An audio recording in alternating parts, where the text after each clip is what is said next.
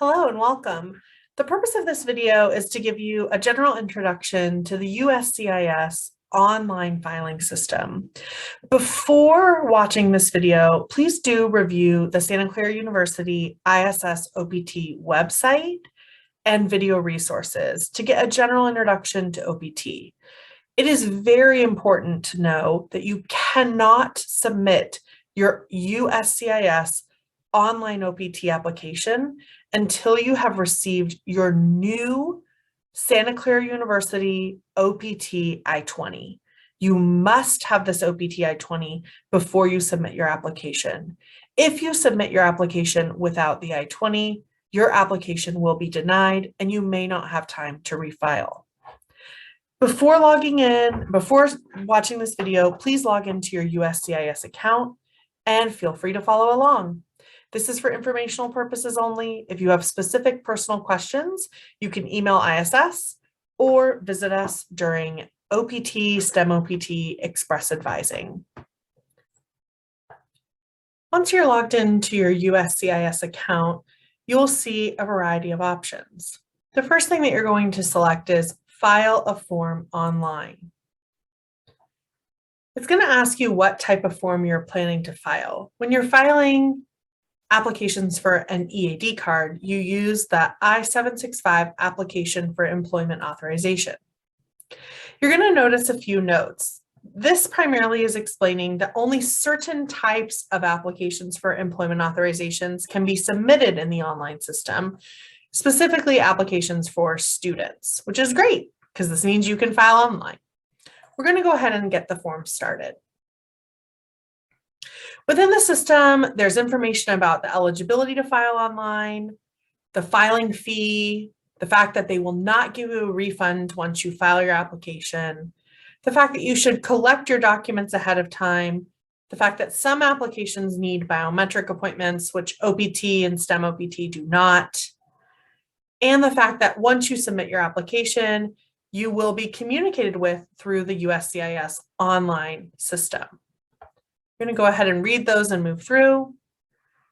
And then it also just explains how the online system works. I do recommend that you read through this before proceeding with your application itself. Of course, there's a government privacy notice and paperwork reduction notice, as well as the security reminder that the system will automatically delete your application if you don't work on it within 30 days. We're going to go ahead and get started. It's really important that you select your eligibility category correctly. This form is very relational. Depending upon which answers you give, additional questions will appear or not appear. Additional pieces of evidence will be requested or not requested. So it is important that you answer the eligibility category question correctly. For students applying for OPT, you're going to go ahead and select Student Post-Completion OPT. Once you select your eligibility category correctly, again, Student Post-Completion OPT, it's going to move you to your next question. Most of our students are applying for initial permission. If you are applying to replace a lost, stolen, or damaged card, I would recommend contacting ISS first, just to work with our office to understand that process. It's going to ask if you've previously filed a Form I-765. For most students, the answer will be no. You might have previously filed an I-765 if you have previously done OPT or STEM OPT based on a prior degree, or if you have an H4 EAD card, for example. And if you select yes, it'll ask you for some additional information about that previous filing. But again, for most students, the answer would be no. They've never filed this form before. They've never had an EAD card. This is just a walkthrough where we're just providing some general information to get you familiar with the system ahead of time. Unless you're having an attorney file an application for you, the answer to this would be no, because you would be preparing your own application. Again, this is just a sample walkthrough. We're not actually assisting you with the application. All right, so now we're going to start in with the biographical information that they want. Again, I'm just going to use just some sample information. So we're going to pretend that the student that we're working on's last name is Sample, that they don't have a middle name, and that their first name is Student. And it's going to ask, do you have any other names? This student doesn't happen to have any other names, but if you do have other names that you've used, if you changed your name, for example, when you got married, you would click yes, and it would give you options to include those. It's a very relational form. We're going to go ahead and select no. And this is just asking again for contact information. And we're just going to put that in there. And we'll say that is the mobile phone number. And then we're going to include an email address. I just want to make sure that you understand we do not recommend using your Santa Clara email address. And that's because that email address actually gets deactivated after you graduate. So please use a personal email address that you check every single day.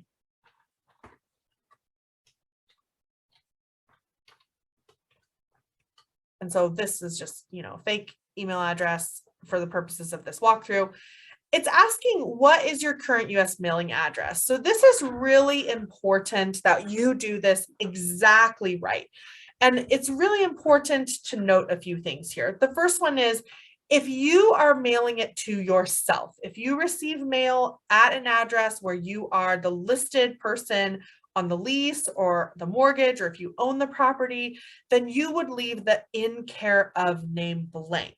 However, if you are having the card mailed to a friend or a family member that you trust, you would put their name in this in care of line. You really only need to put something here if you're having somebody else receive your mail. Otherwise, you leave that blank. So in this example, the student has a lease with this apartment. So we're just going to go ahead and put the apartment street address. Let's say they live at 1234 Main Street. And we're going to go ahead and put the apartment number on address line 2, which is what USCIS wants. And so we're going to put that they're in apartment 56 and they're living in Santa Clara, California. Whoopsies, California. And their zip code is 95050. You will notice that I did not include any additional information here. We're not going to add anything about this being Domicilio apartment or Park Central apartment complex. In the US, we have these very standard addresses: street number, street name, apartment number, city, state, zip code. We do not add any additional information relating to the address. And then again, it's asking, is this where you live? And so if you were having something mailed to your cousin, for example, you would put your cousin's name here, your cousin's address here. And then if you select, no, I don't live with my cousin, it's going to say, let's validate the address. And then it'll ask you, well, where do you live, right? So again, if you were shipping this to your cousin, you would put their name here, their address here, and then you would say no, because you don't live with cousin, and instead you would put where you actually live. In the example that I'm giving you, the student actually lives in this address, so I'm going to remove the in care of, leave that blank, put in the student's address, and move on. The rest of these questions are just very typographical biographical questions. So we're just going to go ahead and select what is relevant to this city, the student. And so, for example, we're just going to say that this sample student lives in Brazil. And you can see all the options. Scrolling down, it's asking for the date of birth, and the date of birth is in month, day, year format. So do make sure that you're entering the month of your birth, January, the date of your birth, 13th in this example, and then 1999, let's say, and not the day and then the month. I know this is a very American way, US way of doing things. And it's asking about citizenship and nationality. We do have a few students who are dual citizens. The first citizenship you're going to want to list if you're a dual citizen is always going to be the country's passport that you use to enter the US. And then if you're a citizen of another country, you can add that second one. The I-94 number comes, of course, off of your I-94 arrival record, which you download from the CBP website. We have information about that on our website. And then the date and information are related to arrival is going to be similar to that. So let's say the student entered the US August 1st, 2019. Whoopsies. You can just see the system kind of corrects things. It's going to ask where the student arrived, and I believe that we can just select options. You can scroll down to the S's that we're going to say the student arrived at San Francisco International Airport. So that's just an option.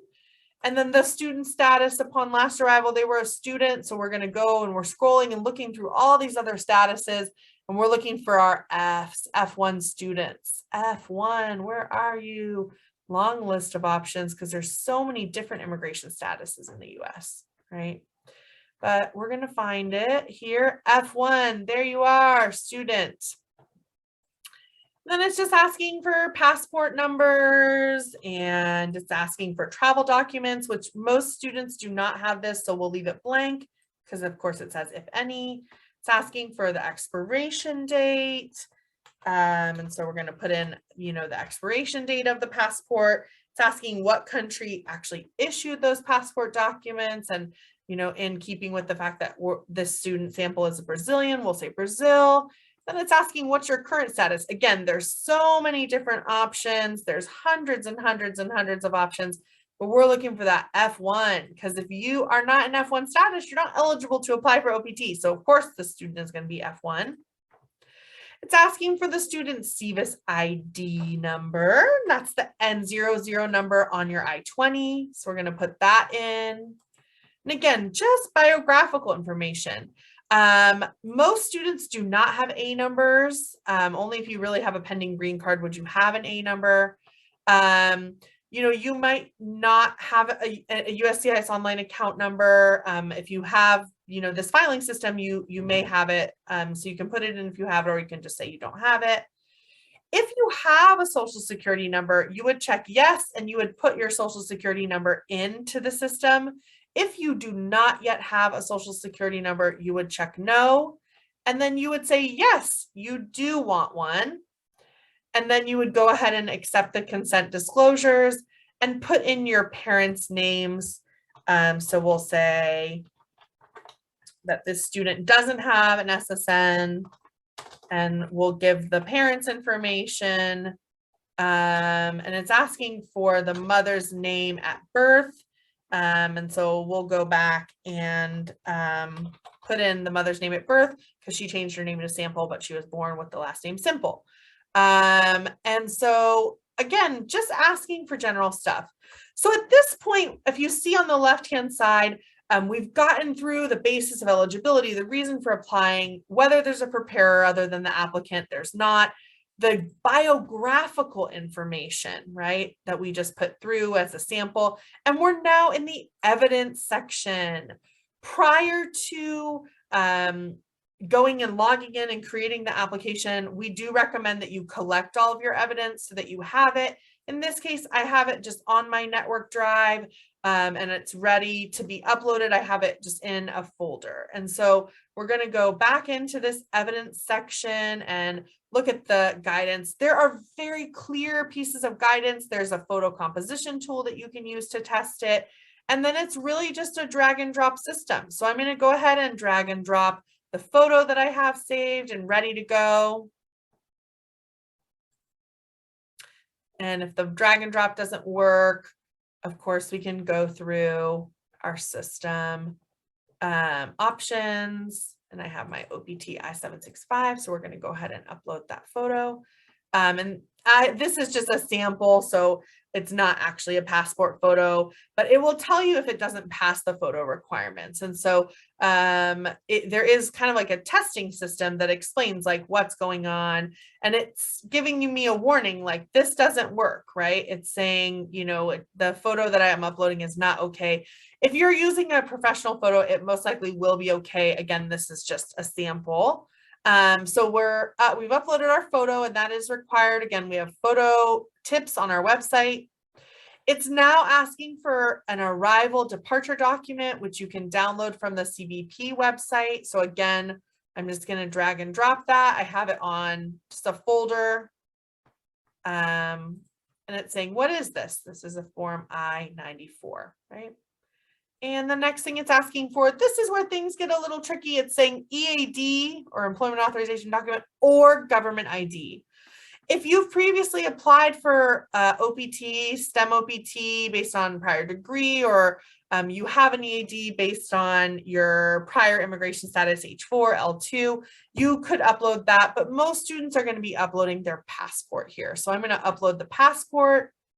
And it's asking, what is it? It says what it is. And you can see I had the file name passport. So we're just uploading a passport. Most people are going to be uploading, again, that government ID, which is going to be a page of the biographical page of your copy of the biographical page of your passport. And again, there's all these rules about the file requirements.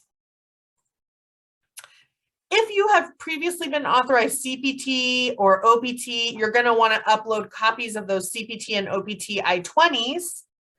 But if not, we're going to leave this blank, and we're going to act as this student has never done CPT or OPT before. So we're actually just going to skip this because there's nothing there to upload. The next thing is that we do need that brand new OPT I-20. If you file without that OPT I-20, your application will be denied and you may not be able to refile. So it's really important that you get that. You're going to want to take the OPT I-20 that you get, sign it, and then scan it so that you have a scanned copy of the new OPT I-20 signed by our office and by you. And again, it's just an upload, drag and drop, or choose the files. And now we've uploaded what we need. The majority of the students are not going to include any additional information. You might include additional information if you have prior SEVIS ID numbers, prior work authorization cards, if you have been an F1 student for less than a full year. And we may give you guidance on this section if we believe you should update additional information, but otherwise, most students will actually just leave this blank. There's nothing to do. You will then have the opportunity to review your application. You can go ahead and check your application before submitting it. Again, you have the option to view a snapshot. So it downloads a little copy of the I-765 for you to review and look at it. You can print and save it for your record. And then you also are walking through this. As I mentioned, the questions are relational. So as you are going through this, if you select that you're a post-completion OPT because you're applying for OPT, it doesn't ask some of these questions because those are only for people applying for the STEM OPT extension, right? So a lot of these are blank on purpose. And so it's always good to just check that the information that you entered is correct. And if it is correct, you can go ahead and move to the next section. You are going to agree to the attestations that you can read and understand English, that all of the documents you're submitting are acceptable. And you're going to want to, again, include the information. And this is, again, just for supportive purposes. And then it's going to take you to the section where you can pay for your application. Once you pay for your application, it is done. It is submitted. There are no edits that you can make. So it's really important that you don't do this if you're not ready. Once you go to the pay and submit, which is a pay.gov account, you can either pay with your bank account or using a debit or credit card. I won't go all the way through that process, but of course you can, determine kind of what to do. And there's some great kind of helpful pictures about routing and account numbers. And then you can also, like I said, pay with a debit or a credit card drawn off a US bank. And so this should be a really great, I think, benefit of filing online is that you have the option to pay online and you don't have to figure out how to write a check.